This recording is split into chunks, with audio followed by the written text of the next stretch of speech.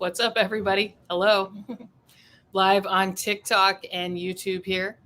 Thanks for joining me. Sorry, I'm a couple minutes late here. Just getting everything ready, kind of catching up on what happened in the trial today. I saw Brian Steele filed his renewed motion to dismiss the indictment. That was kind of the last thing that happened today. I wouldn't get too excited that the case is going to go away, but he's got to try this stuff, and the judge told him to refile it. This is the motion that Glanville denied back in November 2023, saying that the charge, the indictment as written, is not sufficient because it doesn't say anything about them knowingly joining a conspiracy. So yeah, I'm not sure if the judge is going to declare a mistrial because she's already denied most of the mistrial motions. In her arguments, she's made clear she doesn't think Glanville should testify. She said point blank he won't. She hasn't point blank ruled that Hilton and Love won't testify, but she was arguing with Steele about it yesterday, saying that him wanting to call them as witnesses isn't a reason to recuse them from the case, and that he doesn't need to call them as witnesses. Basically, she had a whole dialogue with him on that. She's made clear that she's probably going to write a ruling talking about the ex parte, like defending the ex parte. And then this new ex parte that came out, she did say that she can understand why the defense is pissed, but there's no way she's going to call a mistrial over that one because, in the end, Glanville's off the case. So if the judge was talking shit and doing all this stuff with prosecutors, he's off the case. So Woody wasn't in the June 7th meeting. So, yeah. So I don't see her calling a mistrial. Maybe she will, but maybe she'll surprise me. But she seems kind of gung ho moving forward. I was talking last night that I was thinking maybe the jury would be back in next week. She was kind of going that direction. But the way everything kind of came to a screeching halt today with all the stuff that they've got to do regarding Woody's statements, the defense not really being ready with what statements they want to bring in, blah, blah, blah. They still got so much work to do. I think they're going to not bring the jury in till next week, but it really started off with a bang this morning when they all were yelling about the June 7th ex parte. They got the transcript on that. But thanks everybody for saying hi. Angel Torres, thanks for saying hi. Hit the like button if you guys can. Show me some love. I see you guys on TikTok too. You guys are the best. Thank you for the roses. Jewel, on their TikTok's always like a slot machine the way things start, but it really started off with a bang with this morning with Max Schard seething about the transcript that they were given yesterday, because this happened. There was so much stuff that happened yesterday. They were given the transcript, but they were talking about all the different ex partes or trying to make sure they had all the ex partes accounted for. And that's when Love told the judge about the June 7th. And then at the end of the day, the judge had the transcript for that ready to distribute. So this morning, Doug Weinstein filed a supplement to his mistrial motion, because that's the one mistrial motion that's still pending. He filed a supplement. Somebody says, hey, from North Idaho. I used to live in North Idaho. I used to live in Coeur d'Alene. But this is Max Schard talking about the transcript. He's pissed. And the way the judge just kind of heard them all out was kind of funny. Well, she only really heard from two. Brian Steele didn't talk, but hey, everybody. But yeah, somebody asked what my opinion is on her removing Love and Hilton. I'm not sure if she will. I don't know if this new June 7th transcript is really going to spur that at all, but we'll see. A transcript that was a transcript of an ex parte meeting that occurred on Friday. Right. This is the before one. the Monday. Sorry, I'm sorry, just so that we're clear for the record purposes. This is the transcript I gave y'all at the end of yesterday that reflects Ms. Love had said, oh, yeah, we had, and in court on the record, but ex parte discussion that led to the Monday, June 10th ex parte. So that's what you're talking about? Let me be more artful. Yes. Okay. We were made aware, leading to the recusal of Judge Glanville, that there was an ex parte meeting that occurred on June 10th, Monday, June 10th. We were not told by the state, we're not told by the judge that that had occurred. We found out about it, luckily, and by happenstance. We then demanded a transcript. I gotta say, I appreciate the tone here. He's going over the background for the June 10th hearing, but he really kind of set the tone for the dire nature of what they say happened here. But it's going to be really interesting to see the judge's ruling, because now not only is she going to be ruling on the June 10th meeting, but also the June 7th meeting. So yeah, as Rachel said, thank you, Rachel. Hit the like button. And Michelle Cannon, thank you for tuning in. You say you're addicted. I'm addicted to the trial too. I love the trial. The case is so interesting. Somebody asked if it's a mistrial with prejudice, does that mean they can't retry? Yeah, exactly. That's why you'll hear the attorneys talk about how they want it to be with prejudice. And some of the attorneys, including Max, has argued that he doesn't want a mistrial unless it's with prejudice, because he doesn't think it's in his client's best interest to start over. But the judges, you can kind of tell a lot by the judge is just like realizing how contentious the case is. You can kind of tell a lot by her reaction here. But I don't think this June 7th meeting is going to be enough for her to spur a mistrial. But in her ruling, when she talks about these ex partes, it could be enough for her to like slam the prosecutors in it a little bit. But we'll continue on with Max here. Thank you, Patty Face. You say you like my content on TikTok. I appreciate that.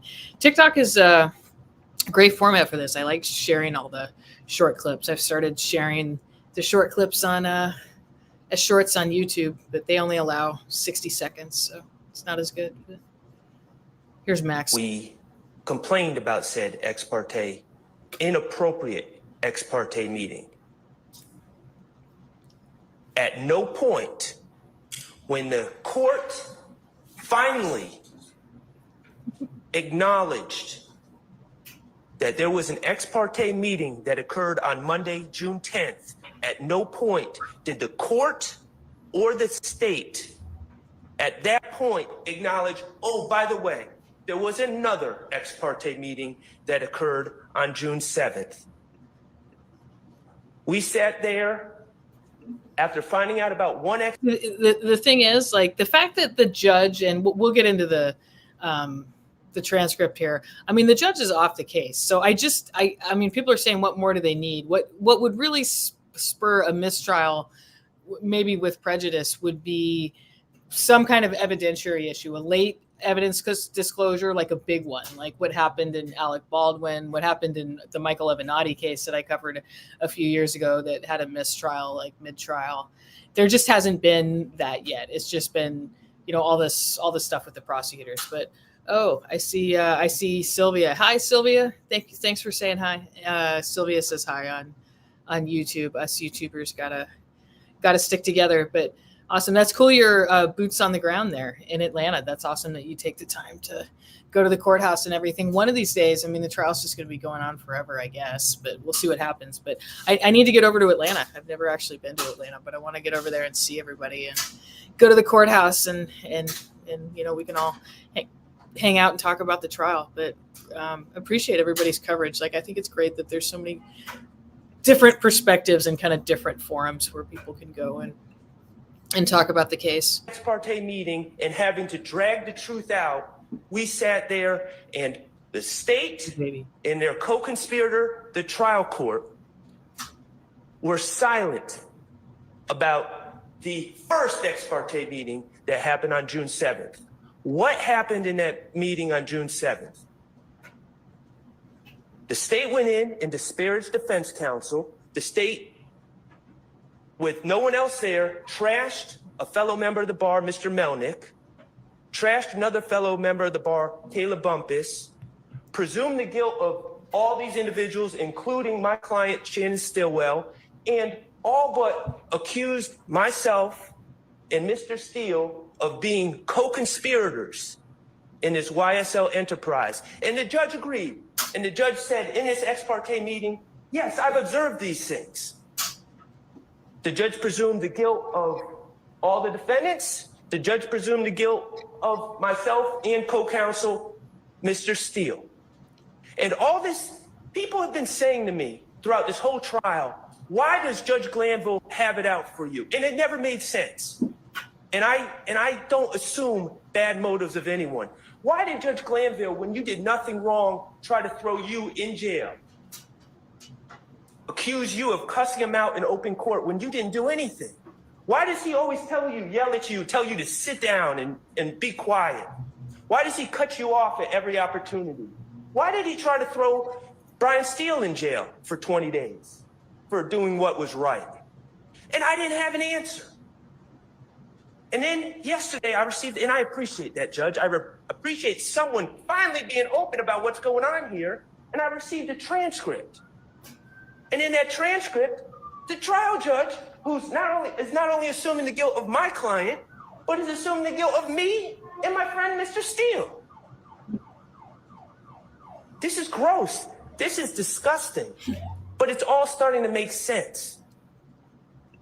It clicked when I read that transcript last. Yeah, he was really upset, and we're gonna get into the transcript here, but I'll finish the comments. I wanted to say hi to Mr. Kaplan. I see him commenting on TikTok. I was surprised to see Mark Ridley Thomas. That's a Los Angeles politician who I've covered. Somebody asking me for an update on that, and actually, I'm going to write an update on his case for LA Public Press. But he has a pending appeal that they're actually going to have oral argument before the Ninth Circuit this fall, but that's an interesting case. He's out on bail pending appeal. But here, I'll bring up the transcript that Max is complaining about, but I want to finish his comments, and then we'll hear from the judge. Last night. This is not okay. Nothing about this is okay.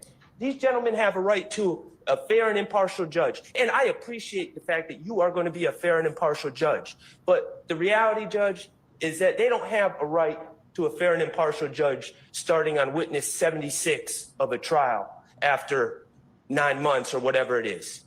They have the right to a fair and impartial judge from the beginning. And this is absolutely gross and disgusting. And the bottom line is there's a lot more discussions that need to be had about this.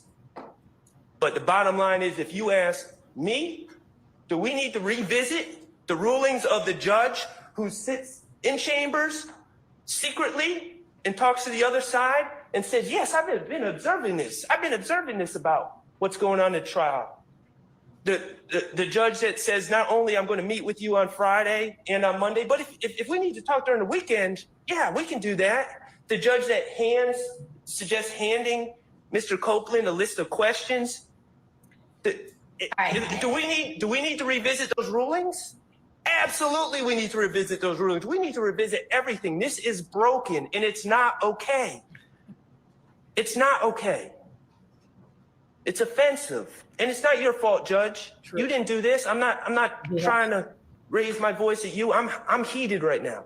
I can tell. My steam's been coming off my bald head all night. Nothing about this is okay. Yes, we need to revisit everything. That's my stance. Okay, thank you. And I think that I understand you being upset, and I understand why you and probably some of your fellow defense counsel on this side of the room are upset. I do not think that everything you said is a fair characterization of what that June 7th transcript reflects. But once we have the official copy, that'll be made a part of the record, and that will show what actually happened, what actually was said. As to any kind of legal error that may have been made with regard to rulings prior to Mr. Copeland's testimony, assuming this case goes forward and assuming there is any kind of conviction, I then assumed that there will be a motion for new trial phase, which at that point I can appropriately revisit things, and then potentially an appeal, at which point those things can be raised. I am considering and reading what y'all gave me yesterday to make a ruling on the substantive matters of that ex parte, and I can consider the June 7th ex parte as well, because I suspect y'all asked me to do that. All right, so let's get into the excuse me, some water here. Let's get into the June 7th transcript, which Doug Weinstein attached as a attachment to his supplemental, attached as an exhibit, excuse me, to his supplemental motion. But he really kind of goes off in his supplemental here. But let's see here. And if you guys are on TikTok and want to see the document, head on over to YouTube. I need to figure out a way to simulcast.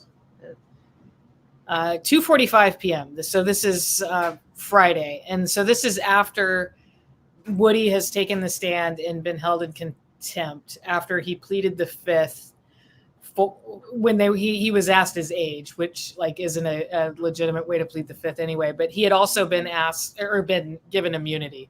So he'd been told he couldn't plead the fifth, and he did anyway. So he was held in contempt because Glanville was kind of gung-ho happy to do it.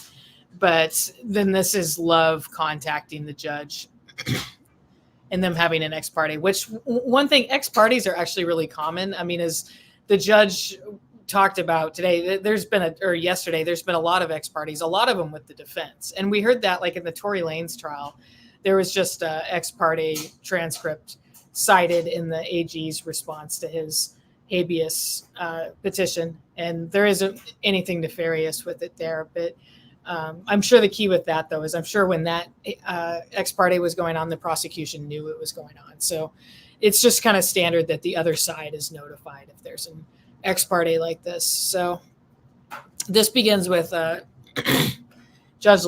Miss Love saying, Judge, the reason that I specifically wanted to talk with you is that I have a concern about the representation being made of the representation of Mr. Copeland. And this is what she had talked about in court she was wondering if Melnick was really giving him good advice when her advice or his advice was resulting in him refusing to testify and being jailed indefinitely. Like, how was it in his best interest to be jailed? And she was kind of wondering if, Melnick was like part of this like team of lawyers that Steele has in the Atlanta area that he can like deploy whenever there's a YSL member who might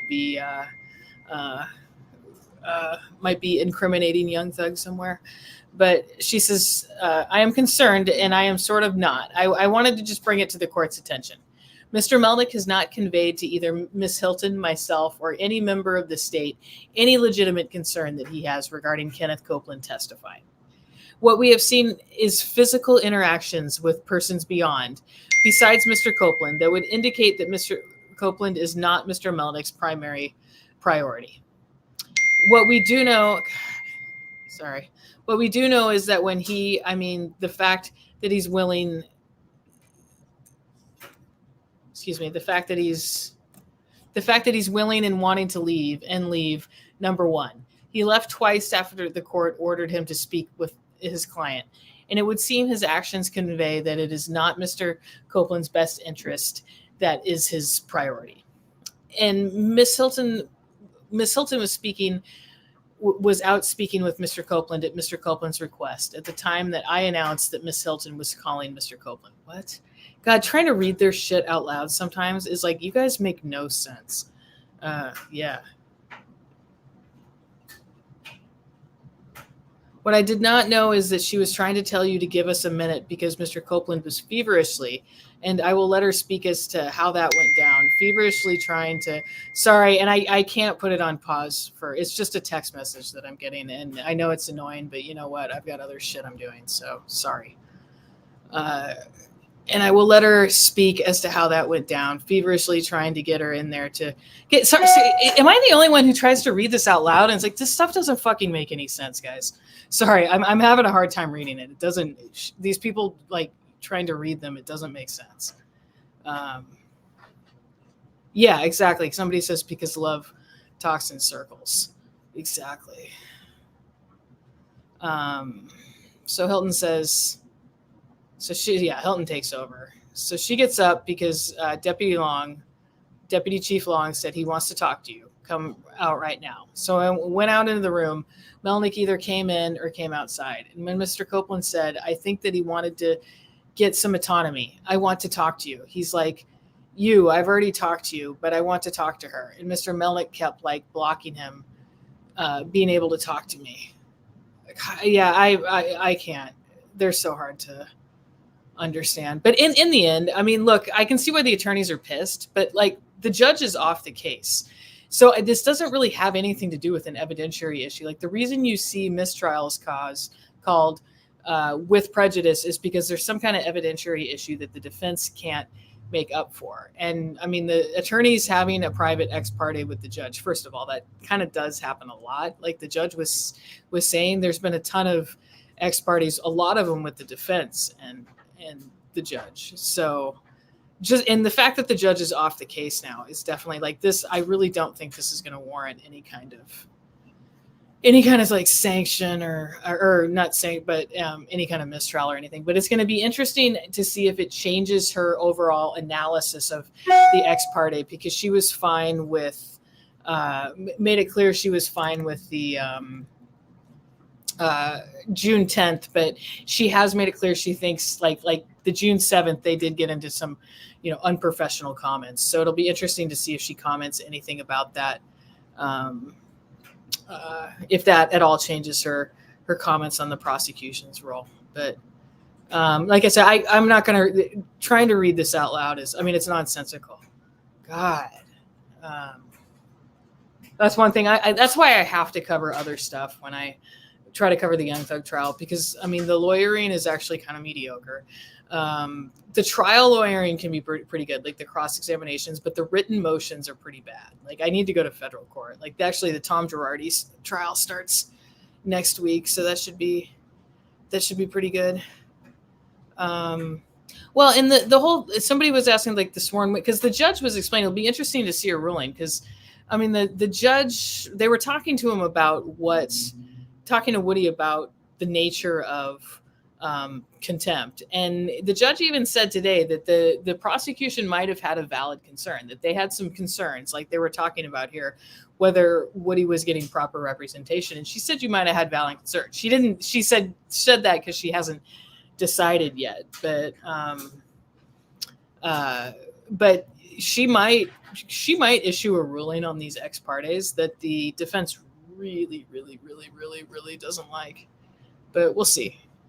She also might not, but just the way she's been going on it, like I said, she did say that she'd be pissed off about some of the comments in the June 7th one if she was an attorney, but she also said she thought Max was mischaracterizing it,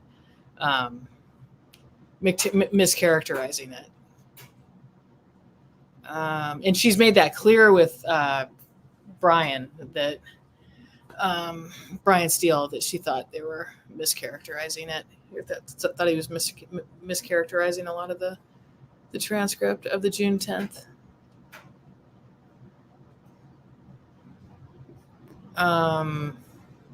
So this is June 7th. Simone is saying, we believe that something was being conveyed. What happened is Mr. Copeland was walking back into the courtroom. Mr. Melnick, and Julie would have to, somebody would have to confirm this, but he said, they're going to hammer you. And that made me ask Miss Love, did you say something about hammering him? And I don't know who. Oh, and this reminds me of how, because in the June 10th transcript, they're talking about this. And Glanville says something about, well, it seems like it would actually make sense that a lawyer would tell his client, you might be facing a tough cross-examination. And Steele kind of twists that around. He's like, how dare Judge Glanville be giving legal advice and saying that he should face a tough cross-examination? It's like, okay, that's not exactly how that reads, but it's an interpretation of it. So anyway, I don't know if everyone heard, but there's no court tomorrow. They're going to be back on Friday, like 8:45 or so.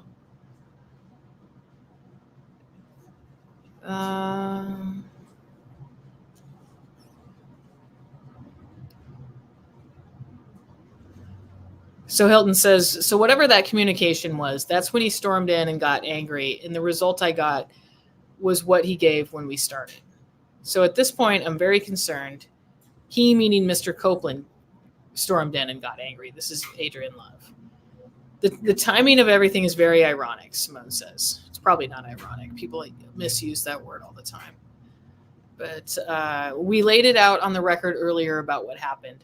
And I don't believe that Mr. Copeland's best interest is being served at this moment, given that. I mean, Mr. Melnick was willing to take a vacation and let him languish in jail.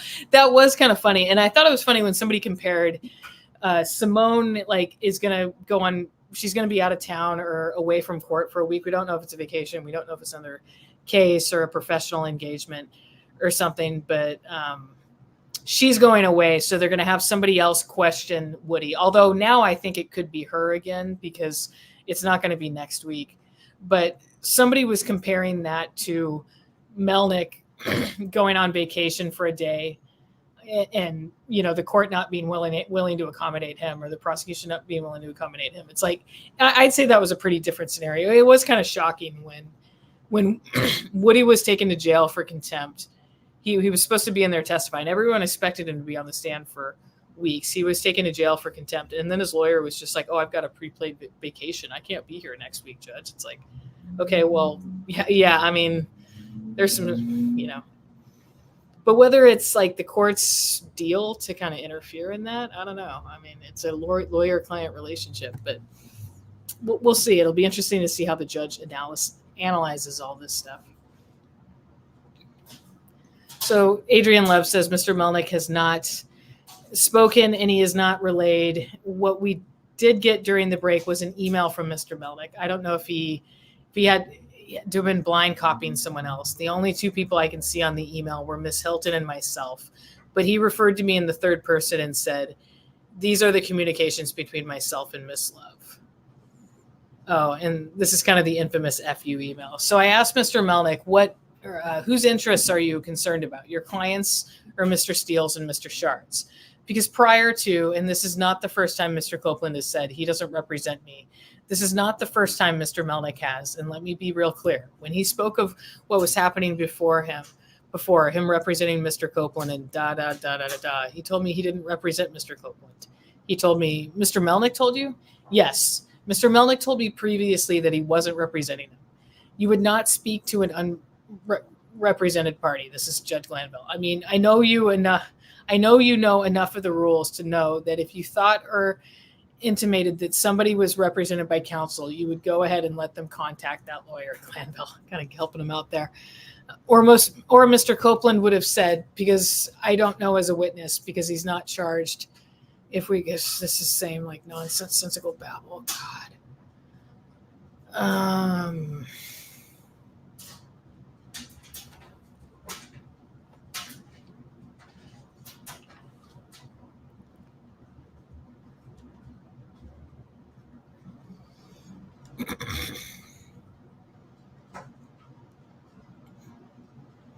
Love says, so in this particular instance, there was not that number one, there was not the communication made by Mr. Copeland that there was never a need for that. What?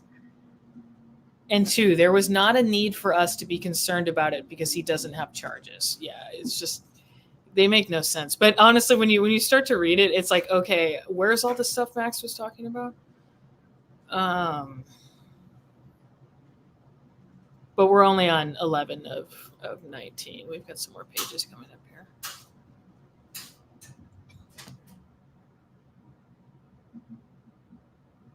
Yep.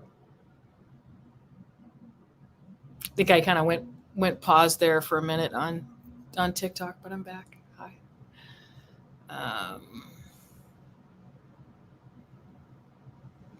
Says, I believe Mr. Melnick has inserted himself in a way that jeopardizes the best interest of our witness. The only thing coherent in this transcript is when they just repeat that in different styles. I believe that in conveying to the court that Miss Bumpus is going to stand in his stead. Miss Bumpus has been, she had to be, she was, what is the word I'm looking for? The sheriff had to speak to her because she was in the courtroom trying to hug Jeffrey Williams. No, Simone says, no, she hugged Diamante Kendrick. I'm sorry. In fact, she hugged Diamante Kendrick and hugged Mr. Williams. That's how Captain Kendall saw her. And Captain Kendall had her taken out. Miss Love says she expressed dismay and concern in challenging her right to go interact in that manner with the defendants. So they're a little concerned about somebody who was doing that, then turning around and representing Woody, who's like a key prosecution witness against them.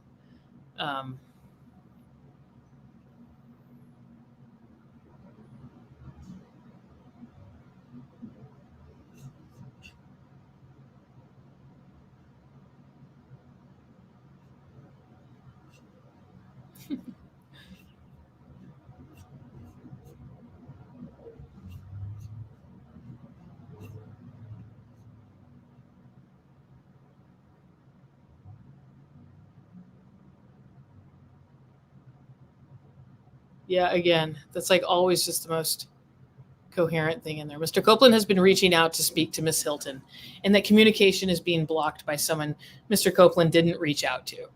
You notice no one said, Mr. Copeland called me. He never said, when we put on the record, when Miss Hilton said, the way I understand it, Mr. Melnick reached out to Mr. Copeland, because the first time we heard an assertion like, oh, he's going to plead the fifth, is when Mr. Melnick sent an email to Miss Hilton and myself and had copied on it Mr. Steele and Mr. Schard last night.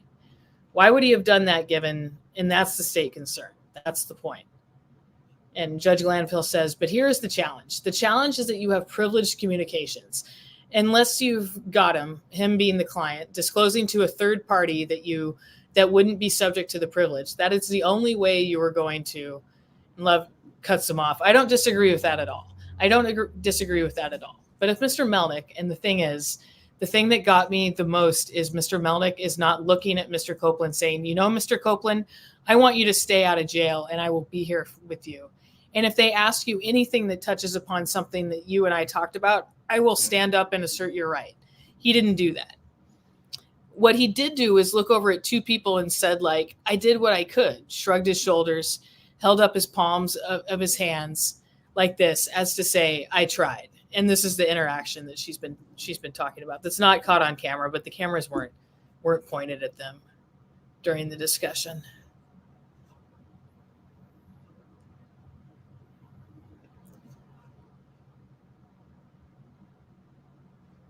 There is no reason he would be looking to the right to counsel for the defense like I tried after Mr. Copeland said he was going to testify. That doesn't make sense. So yeah, I mean, obviously the theory, the prosecutors think that Steele has been representing Young Thug for so long, and various YSL members that, they think that he just has like this stable of defense attorneys in the Atlanta area that he can deploy anytime there's like a YSL member who's potentially incriminating Young Thug somewhere. Like all of a sudden this defense attorney just shows up at the guy's door. It's like, hey man, you need a lawyer? Like, I can help you out. But that seems to be the theory they're perpetuating here, but I don't know. And Glanville says, well, there's a lot of innuendo that they have asserted themselves. They, being some of the defense counsel, have inserted themselves in this particular process. And that's just like totally unnecessary from Glanville. You just like had to interject that, because like I said, it seemed like things were not, I mean, I don't know. I mean, and then all of a sudden Glanville just has to throw that in. My concern is Mr. Melnick's insertion of himself. And Glanville says, what are you asking me to do? What are you asking me to do? And what do you think that I can do? And Love says, that is the exercise. That is the homework for tonight. I want to let the court know that is what we're looking into right now, because there is a remedy, because I have faith in our law. I love this thing. And I know there is a remedy because this can never have been the first time this happened. It has been addressed. I just have to find it. Well, and see, in the end, they are addressing it. The actual issue that they have of a witness refusing to testify when they want him to testify happens all the time. And they were dealing with it exactly the way that it's like legally dealt with. They were holding him in contempt. The idea that there's going to be some case law out there that they can find about, them getting into the weeds of like whether somebody who pleaded the fifth and was held in contempt actually had proper representation, was getting proper advice. It's like, I don't know. I think that'd be pretty harder to find, to just like look up on Westlaw and think that there was ever a case that got into that,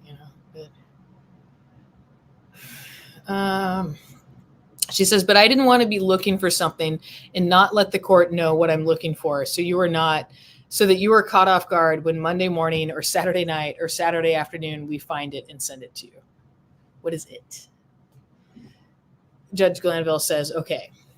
And Love says, so thank you for allowing us to audience with the court. I just wanted to make certain that we did it properly and we had everything on the record. And see, that's the thing that kind of saves them here is they had a court reporter there, but I'm pretty sure the first time the defense learned of this meeting, they talked about something like there had to have been something that spurred the June 10th meeting. But I mean, this certainly wasn't disclosed right after it happened. But she says, we have conveyed to him that he is shielded from prosecution for anything that he talks about on the stand and any use of that. And the thing is that we won't ask him that. But this is what he said. Y'all might not, but they might ask me about some things that I have to assert my right on. And that would be a question by question basis. What he is being influenced to do, we believe, by Mr. Melnick. And it's through Mr. Melnick because, as you saw, Kenneth Copeland said, I will testify. Mr. Melnick, even after that, said he's asserting his fifth. I'm going to go talk to him. Logically, one would think that as long as Mr. Melnick's concerns about Mr. Copeland's freedom, legal freedom, and his exposure, as long as those were addressed, Mr. Melnick should be saying, I am here with you. If there is something that I know will put you in jeopardy, I will stand up and stop you. But right now, I would rather you stay out of jail. Instead, you get Mr. Copeland, and you can see through his body language. He gets there in court, and he's smiling as if making a show of being taken into custody after that. And the man don't want to be in jail. He said it. Didn't he say he don't want to be in jail? And Hilton says that's his biggest fear. And Love said that's his biggest fear. And now he's in jail after Mr. Melnick asserted himself in the process. So we have to go figure it out. I'm not just laying it in your lap saying, go fix this. I'm just bringing this to the court's attention.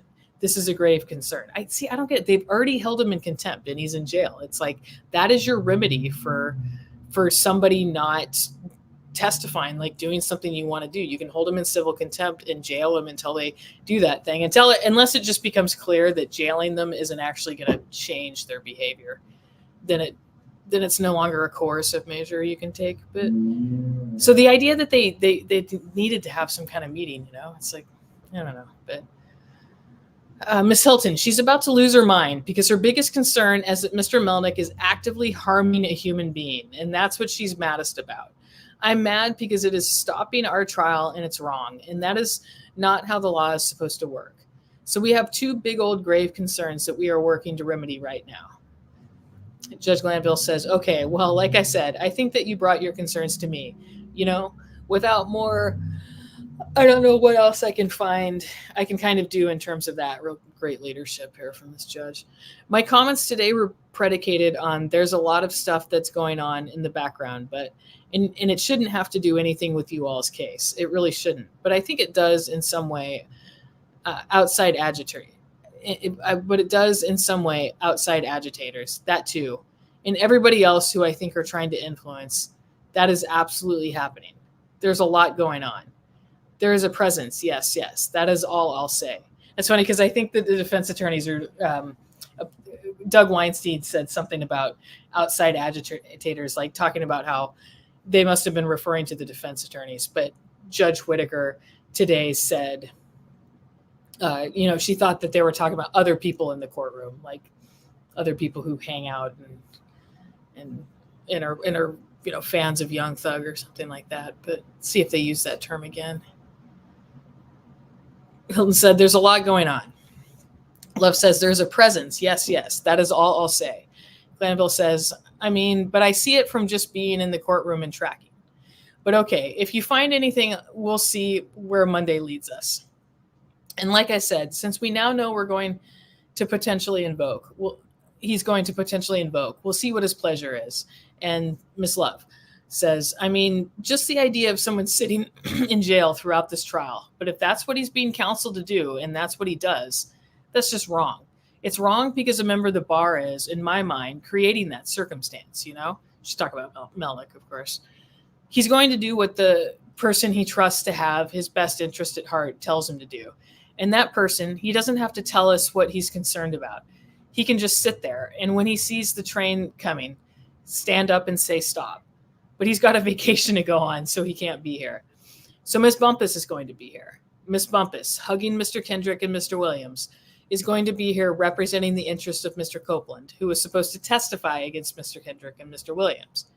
It'll be interesting to see what Judge Whitaker says about the purpose of the meeting, because she indicated, like today I think it was DA Love, she said, you know, you all had a concern, and she's like, and it might have been a legitimate concern. So it really sounds like she's going to get into all of that in her ruling, her assessment of this ex parte and the June 10th. But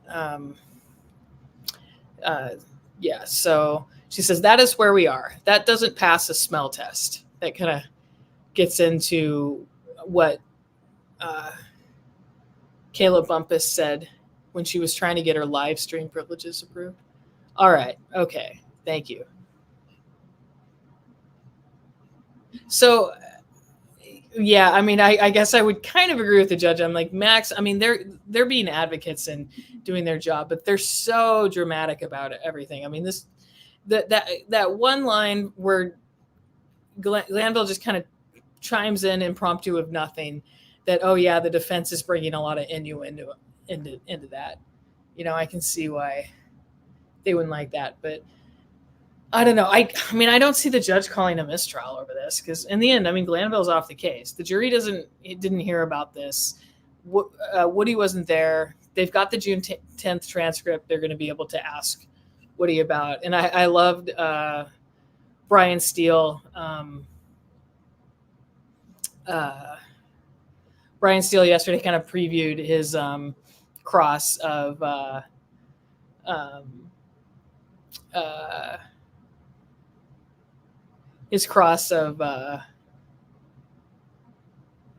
Woody, where he says, you know, there's going to be a time, Judge, where I'm going to ask Mr. Copeland if there was a moment, if there came a time when he was in a room with a judge. Like, oh, that's going to be good. And what I thought was interesting was he actually went on to say, and I suspect he's going to say no. I'm like, okay. I mean, because Woody's been paying attention to all this stuff. I'd be surprised if Woody didn't know about, I mean, the Glanville recusal, all the ex parte hoopla, all that stuff, you know? So the idea that he would just, you know, I don't know. We'll see what happens, but I'm looking for there. Somebody asked, so you think a jury, I haven't said anything about that. So you think a jury is supposed to walk in there and not wonder what the hell happened to Glanville? No, I'm sure they will. I hadn't talked about that. But the whole idea, I liked it when Steele was like, you know, Judge, can I see the case law or the holding that says the jury is not allowed to know the truth about the judge? And from all the trials I've covered, the judges I know, they would not tell the jury the reason for that. It'd be like if a prosecutor was kicked off the case. Like, you just, I don't know. In my experience, they wouldn't, but we'll see if she does. And like I said, you know, cite some case law and maybe they can get her to do it. Somebody says the judge called justifiable outrage performative. No, she didn't use the word performative. She talked about, you know, can everyone come up here and get their 5 minutes in? And I mean, she kind of seemed like she was making light of it a little bit, which kind of incensed Doug Weinstein. And he said, you know, this is a performative outrage. And he was the one that used performative. But the I thought there was it's always funny to see them laugh, but they also kind of wrecked the whole, this is not performative outrage when they all started chuckling and laughing in the middle of it. It's like, you guys don't look very pissed, but they were just laughing at Weinstein having more to say here. But let's go back to their thing too. We were 7 minutes into the heated discussion. We'd heard from Max, but not from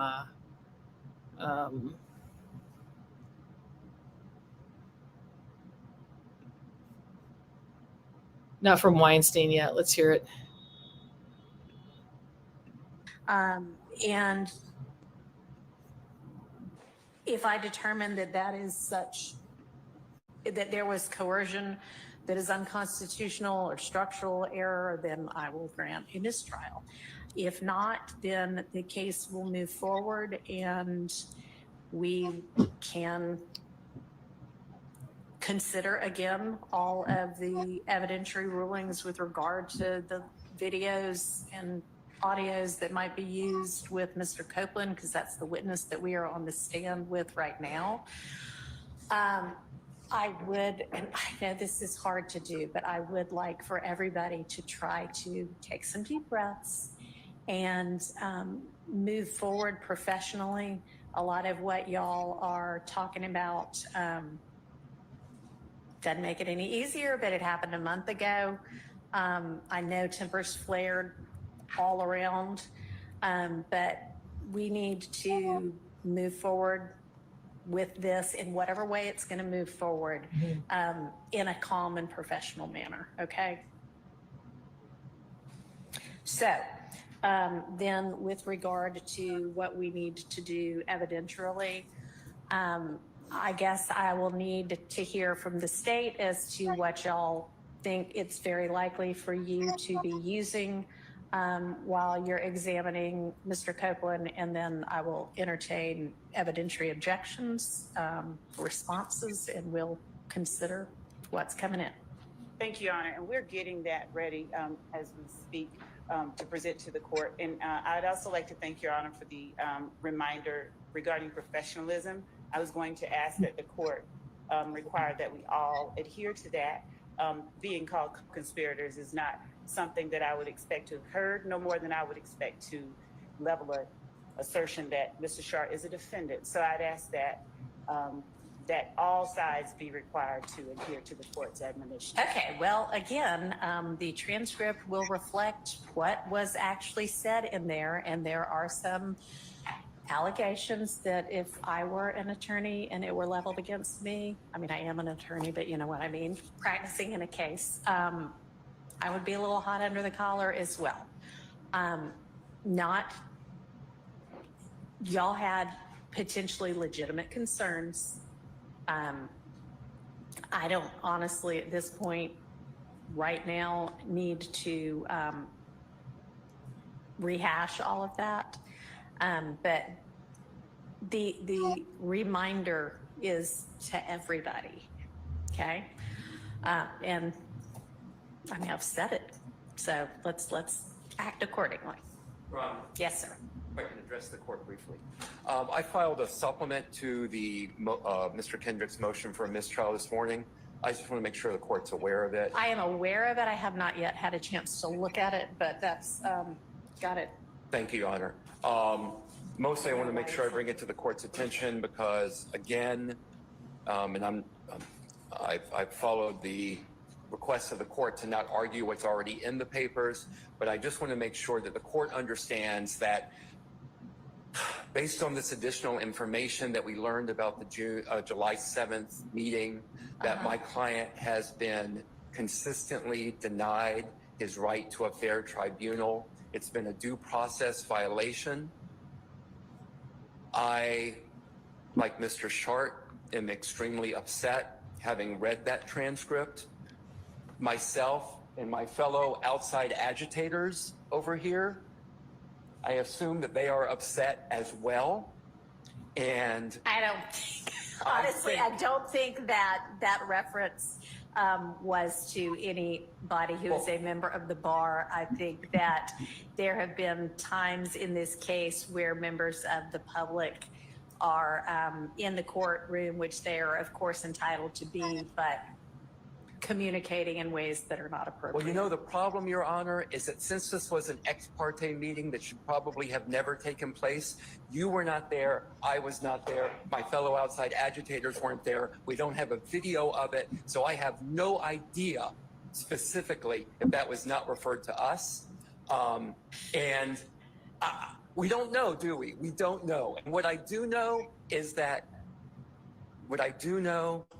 I have been arguing with people for 18 months that Chief Judge Glanville was doing his best, that he was trying to rule to the best of his ability based on the evidence and the law before him. And now I have been made to look like an idiot. So Well, I do not believe that this trial should continue, Your Honor. I understand. Thank you. I'll take your supplement under consideration. Like I say, I haven't, obviously you just filed it and I haven't had a chance to look. Let me pause here for a few minutes. We'll watch the end here soon. But somebody asked on TikTok why Hilton and Dr. Tracy, I see your little book icon next to your name. I love that. But somebody asked why Love and Love and Hilton haven't been kicked off the case, and why they weren't recused. And you know what? Whitaker actually hasn't decided that motion yet. Just listening to her talk to Brian Steele about it yesterday, it doesn't sound like she's going to. But we'll see. We'll see. She's going to issue a ruling on that, and then not tomorrow. I see people talking about Atkins on YouTube because he's so noticeable sitting there right in between Simone and Hilton, or Simone and Adrienne Love. But yeah, the person commenting as lovely lawyer Love is right that the reason he's not participating in that is because he doesn't have anything to do with the exams of Woody. But he does a lot of cops, it seems like, and then also the lay witnesses that aren't like adversarial witnesses, but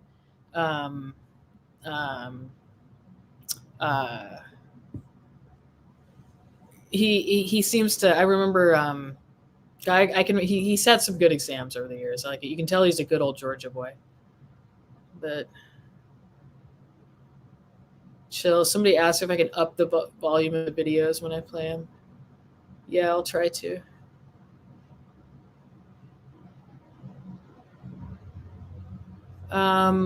Somebody asked if the jury's like surviving on unemployment. I don't think unemployment, I didn't really follow jury duty, so I'm not sure what their professions are, but they were all, told, not as long as the trial's actually going to be, although it could be shorter now.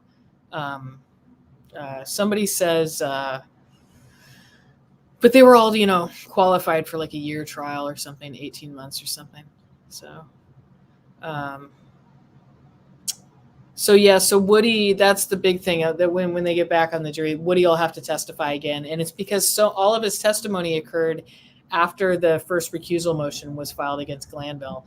And I talked about this with Doug Weinstein in some of my interviews, that Georgia case law is really well established that if a judge is recused, does end up being recused. If they denied the recusal motion or something like that,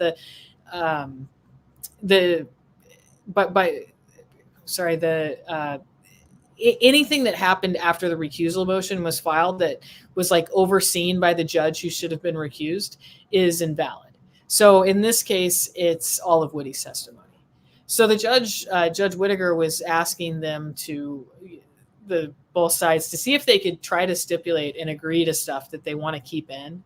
So that's, I think, what they're doing right now. They've got a bunch of stuff that they're sorting through with Woody's testimony, but one thing that was encouraging listening to the judge today talk to him about other witnesses coming up that they might have potential impeachment material for or whatever that they need to kind of get ahead of and talk about. So I'm like, this is the first time that we've had a judge in a complex case like this that's actually like trying to look ahead and help deal with the evidence like that. I mean, Glanville would like talk like that sometimes, but he never actually did it. So that's gonna get everything going a lot faster too. So I'll play the rest of the video here. I'll see if I can turn it up anymore. I don't want to like blast people out, but it's the very last 5 minutes of it. I've got some more clips I got to post too. Look at it yet, but I will consider that in the overall context of the motion I was already considering. And, I don't know that everybody's not going to want to come up here and do their 5 minutes of how outraged they are. If y'all feel like you need to get it off your chest, come on. Now's the time. Okay, I got one more thing to say there. And then I'll sit down. Okay. And I don't believe that this is performative outrage, Your Honor. I mean, I don't either. Okay. I don't either. I already said I understand. In July of 2023, after months of me complaining about late discovery from the state, which should have been produced in December of 2022, when another terabyte or so tranche of discovery was produced to us, I begged Chief Judge Glanville to put a hard deadline on the discovery being produced from the state. He refused to do so. And you know what Judge Glanville's response to me was when I will tell you. I will tell you what his response was. If this was a civil trial, I would keep this out. But since this is a criminal trial, coming in. If this was a civil trial, if it was about money, I would keep it out. But since it's only about Mr. Kendrick's life, that last part obviously wasn't in there. But if this is a civil trial, I would keep it out. I've been a civil litigator for 25 years. I agree that if it was a civil trial, it would be kept out. What I'm shocked by, and I'm new to criminal, what I'm shocked by is that the standard would not be higher in a criminal trial. But what did I say to people? Chief Judge Glanville is doing his best. He is doing his best. And now, again, I don't even know what to say to my client, Your Honor. All right. Well,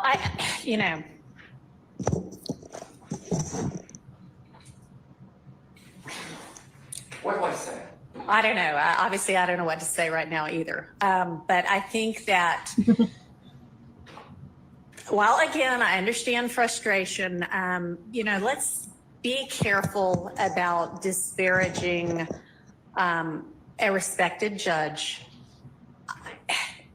I do think that he has, and I haven't looked at every transcript yet because they haven't all been produced yet, but I don't think you're wrong that he has been trying his best and doing his best. And, we all as lawyers know that everybody talks about lawyers trying to herd cats, and that's not inaccurate.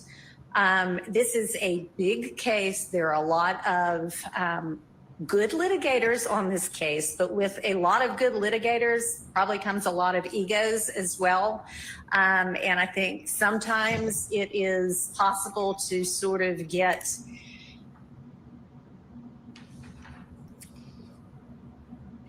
so enamored of your position and of winning a point that you are focused more on that than on backing down and taking a breath and being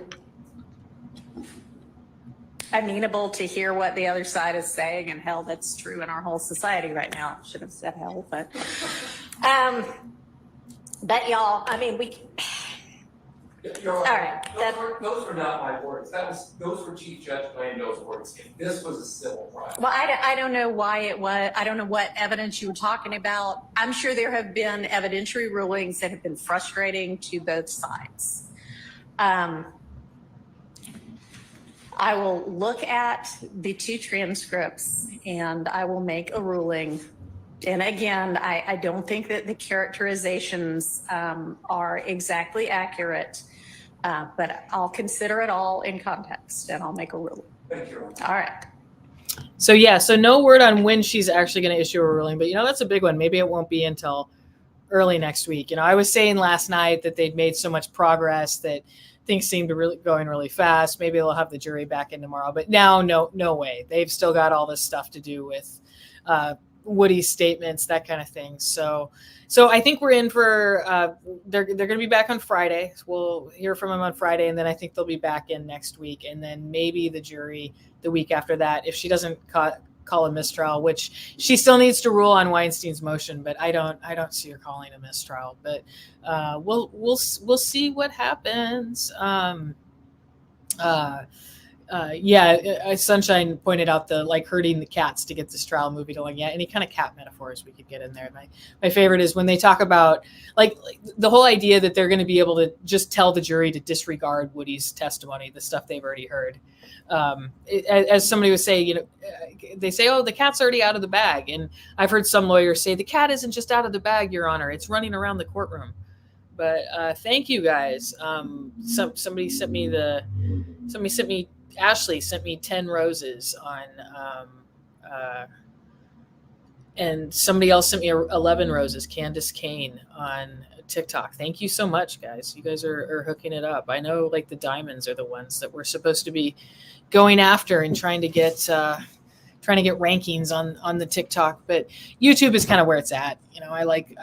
Thank you guys so much for tuning in all the time. And I noticed the stream crowd is getting more robust and everything. So I'll definitely be back on Friday streaming. I'm trying to figure out a way to stream. There's got to be a way to stream on my TikTok. There's got to be a way to set that up, because I follow ABC Live, and they're always, when I go to TikTok, just streaming some live event somewhere. So Ashley, YouTube's great. If you guys check out Meghann Cuniff, I'm right there. And then same if you're on YouTube right now and you haven't been on TikTok. If you're just on your phone or something, it's a good way to just see quick highlights. I have started sharing all my TikTok clips as shorts on YouTube, but sometimes I actually don't, because YouTube shorts are only a minute long. You can't go longer than 60 seconds. And sometimes it cuts off at a weird time or something. So I don't even share it, because sometimes the TikTok clips are 3 minutes or so almost. So awesome. But so the big stuff was the June 7th ex parte. She's going to have to rule on that. She's letting Brian Steele renew his dismissal of the indictment motion because he doesn't think it's properly pled. And then they're going through all this Woody stuff again. So it's going to be pretty entertaining to hear from Woody again next month. I think it's going to be a pretty busy August. But thank you guys so much for tuning in. Thank you for all the likes, the loves, the roses, the diamonds, all the gifts on TikTok, that kind of thing. We've got people everywhere. So just let people know that we're here. I'll be back probably on Friday to do an update, and then I will see you guys all next week for sure. I've got some more clips to post too. So thank you guys so much. See you guys.